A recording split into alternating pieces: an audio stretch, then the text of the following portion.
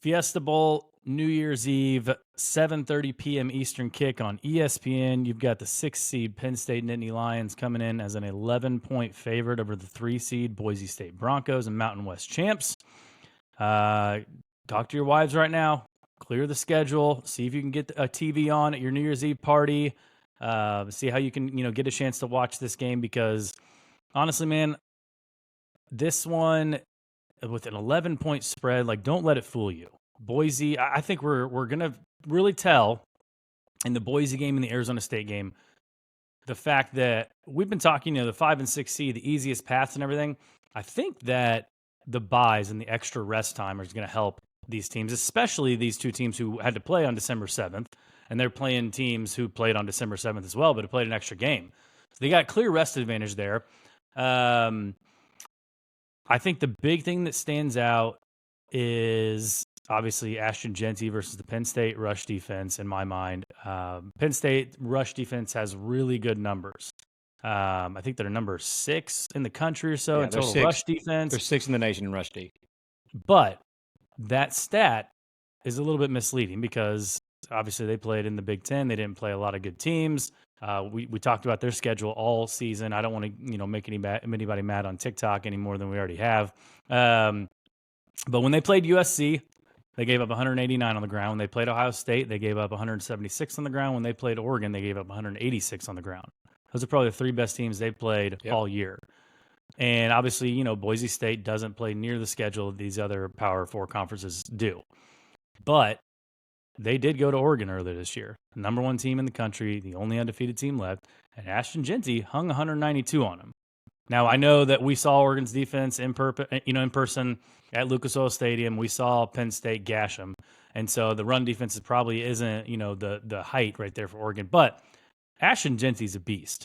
Mm-hmm. And it's going to take a lot, especially out in the Fiesta Bowl where Boise State they always seem comfortable to play. It's going to take a lot for that Penn State defense to key on him, which they're going to have to do. They're going to have to load the box, and they're going to have to make Maddox Madsen beat them. Don't you think that Penn State's going to go into it with the idea at first of we're going to leave Penn State's got 2 legit corners. Yeah. And I think they're going to leave their corners on islands, and they're not going to load any extra guys in the box. I'm sure the safeties will be up a little bit as well. And I think they're going to try to make Maddox Madsen beat them with his arm. And that kind of leads me to this point. When you think of Boise, obviously you think of the run game, you think of Ashton Jenty. Dude, Jenty's yards after contact is 1,889 yards. Mm-hmm. That's a single season record in the CFP era. And he's broken 143 tackles, which is also a record. Yeah. 75% of his yards this year have come after contact. That tells me 2 things. That Jenty, obviously, is as good as advertised, and he's as legit as he is. It also tells me that he's getting contacted within 2 yards almost more than any running back in college football. It tells me the offensive line for Boise is not very good.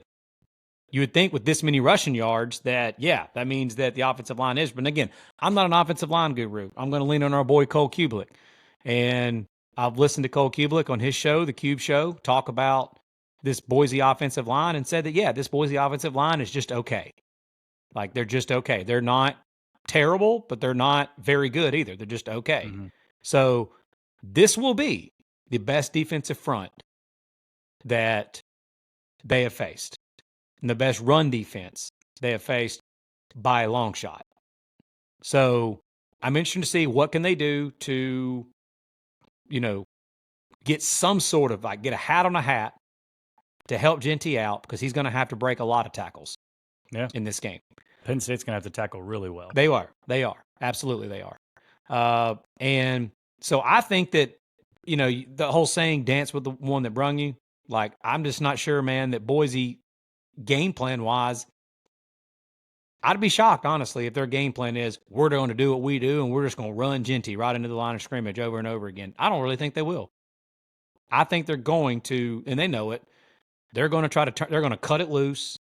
They're going to go the old Boise State Fiesta Bowl like and run some trick plays. They're going to be like pulling every single thing out of the bag. All these weeks they've had to prepare, they're going to be pulling it all out in this game. And Boise's got a couple solid receivers. Cameron Camper, he's a 6'3", big-bodied receiver on the outsides, had a solid year. He's their leading wide receiver. Had about 4 touchdowns as well. The tight end, Matt Lauder, has 6 touchdowns. He leads them in touchdown receptions on the year. They've got a really solid tight end. So I think that Maddox Madsen is going to have to make plays. This game, more than any of these other games, they cannot get down and get behind and be forced to have to press and try to make throws that they don't normally try to make and make plays. They need to stay within this game and stay within one possession, because I just don't think Boise can come from behind in this game.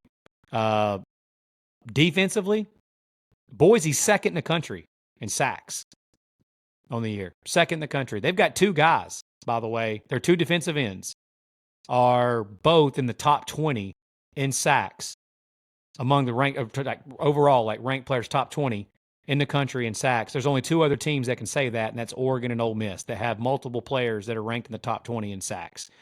And that's Jaden Virgin Morgan. He's one of the defensive ends. He leads them in sacks with 10.5 sacks. And Ahmed Hassanan is second on the team. By the way, I checked it. That is actually how you pronounce it. It's Hassanan. Interesting story on this guy, man. He is the first Egyptian player in FBS Division I football, college football history. Wow. 2-time All-Mountain West Conference defensive end for them. The dude came over from Egypt, and his brother was a high school football coach in California, and he came over in like 2019, and his first year that he ever played organized football was in 2019. And in the COVID-shortened year in 2020, he had to go to some camps, and he went to like a big-time camp out there in California and was dominating the modern-day guys and St. John's Bosco guys. And a defensive coordinator at the time for Boise by the name of Spencer Danielson saw him and loved him and brought him to Boise. Now Spencer Danielson is, of course, the head coach at Boise. So they've got 2 really good defensive ends for Boise. Again, this is going to be the best collection of talent that they've had to go against, though. Can they get to Drew Aller on the defensive side? Again, Boise has a solid defense, but honestly, of the Boise defenses of the past, this one is a little weaker compared to other Boise defenses of the past. Kind of like what we talked about with Clemson. Like, Clemson still had a really good defense, but it was, to Clemson standards, wasn't one of the best Clemson defenses we've seen in a while. Boise, same thing. Solid defensively, but not one of the best defenses we've seen for them overall. So they're going to have to be able to get pressure on Aller. Penn State's offense, they're going to try to get the football to Tyler Warren. I don't know that Boise has any guys that can bring him down one-on-one. They're going to have to gang tackle Singleton and Allen, running backs for Penn State. I expect them to have solid games. For me, for Boise to win this game, they're going to have to force a couple of turnovers on defense. Now, it could happen. I mean, do you think that Boise can force some turnovers and can hang in there defensively against Penn State? Yeah, we've seen Aller make some mistakes. We know Penn State's wide receivers are not, anything special. I think that they're going to have some turnovers. They're going to have at least one jenty breakaway. Like, he's got to bust one. Like he did against Oregon. Like, a lot of those yards came from a really long touchdown run against Oregon. Yeah, I mean, a lot of his yards all season. It seemed like every time you got online, you were looking at an Ashton Jenty highlight of a 60 or 70-yard touchdown. So he's a big game running back. He's a big play running back. He can break one at any moment. So they've got to be – Penn State's got to watch out for that. I think, to your point, I think Boise State, they can't come out and they can't run Jenty just right up the middle every time. They got to come out and try to surprise Penn State right off the bat, do some really quick passes out to the outside, slants, something like that. Test the cornerbacks a little bit, get the defense to loosen up and not focus so much on the running game.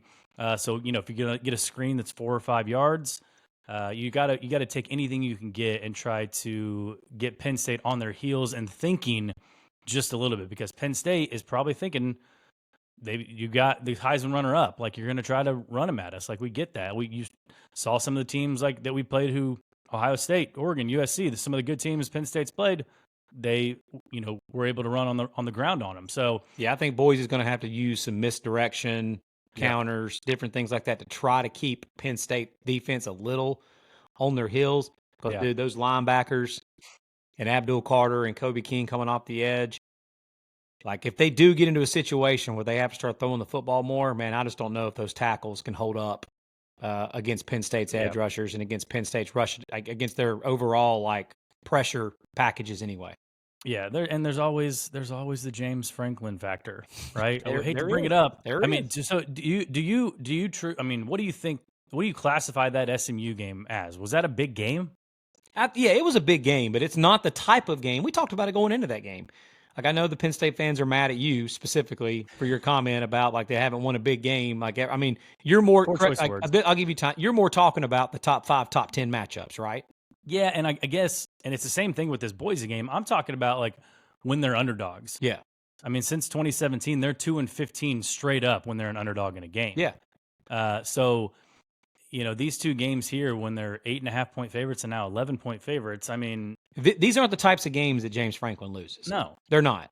And I know everybody likes to pile on him, but like in the bigger games, like again later on, if they are to beat Boise, the Ohio States, the Texases, the Georgias, games like that are the ones that we're really talking about here.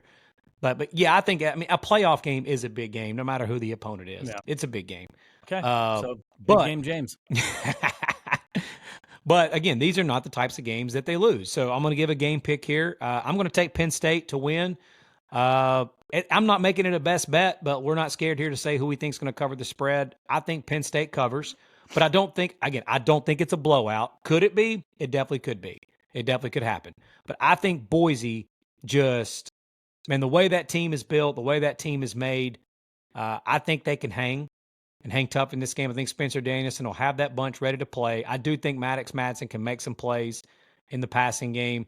Dirk Cutter, the offensive coordinator for Boise, I mean, he's been an OC in the NFL. He's been an OC in college football for a long time. With all this time to prepare, I do think he'll have a game plan enough. They're not just going to run into the teeth of the defense over and over again against Penn State. I think they do enough to keep it within striking distance, but I could see this game being like a, 27-13 again type of game, 31-17,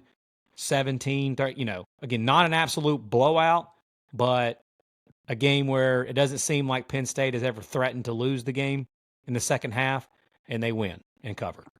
I'm with you, man. I think Penn State wins and covers, and I actually think that it's going to be a great scenario for all you guys out there trying to watch the game and trying to, hang out for New Year's with your wife and their friends.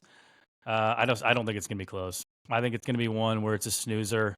You think it's going to be like an Alabama-Cincinnati type deal a few years ago? Yeah, where it's never really threatened, and like Penn State doesn't have to do a ton and pull a lot of tricks out of the bag. Yeah. Yeah, and I don't trust Maddox Madsen at all. I mean, the best team they played was Oregon. He was 17 for 40 passing. If Penn State's going to shut down Ashton Jenty, Boise's not going to be able to do anything.